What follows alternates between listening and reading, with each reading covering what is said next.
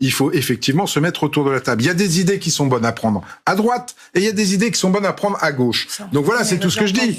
Voilà. Et je suis désolé, Madame Obono, c'est pas pour vous attaquer, mais vous voyez quand vous dites... Vous allez quand même le faire. Non, je vais le faire. Non, je vais le faire très gentiment, Daniel. Je vais le faire très gentiment.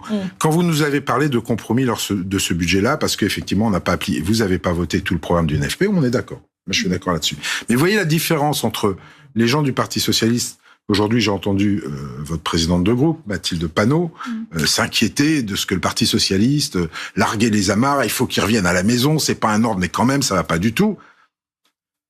Je pense qu'ils veulent faire des compromis sans sortir de leur qualité d'hommes et de femmes de gauche.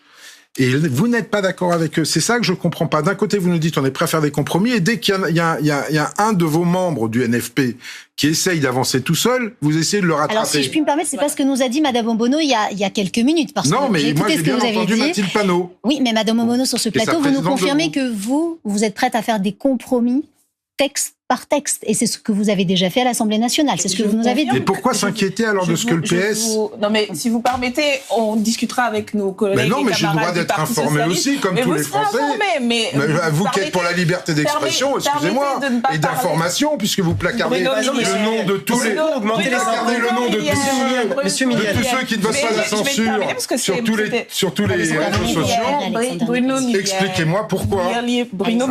Comme ça, je vais partir moins bête. Donc, nous avons dit, et vous l'avez noté, que nous avions voté, y compris avec des députés du MoDem, des amendements qui ont permis d'avoir un budget effectivement NFP compatible. Et c'est de ça que nous parlons. Le débat parlementaire est par essence un compromis. Personne n'imagine que un texte arrive, un texte arrive et il va pas sortir de la même manière. Donc oui, tout cela n'est pas antinomique avec le fait de dire qu'on arrive avec un programme. Donc, excusez du peu, nous souhaitons vous appliquer notre programme parce que nous pensons que c'est pour le bien du pays.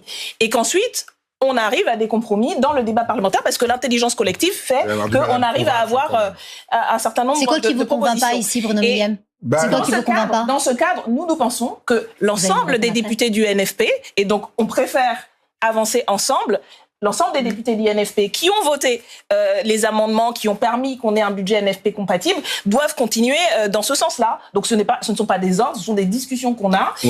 Alors, juste un mot pour savoir ce qui ne vous convainc pas. Rapidement, Madame Obono, on arrive sur la fin de notre entretien. Je n'ai besoin de rappeler les propos d'Olivier Faure il y a à peine 3 mois, qui expliquait qu'aucun socialiste ne serait jamais le supplétif ou la supplétive de la Macronie. Et je suis tout à fait d'accord avec ce que disait Olivier Faure il y a 3 mois. On peut vous rappeler les propos de Jean-Luc Mélenchon. Oui, je sais que vous êtes obsédé par Jean-Luc Mélenchon.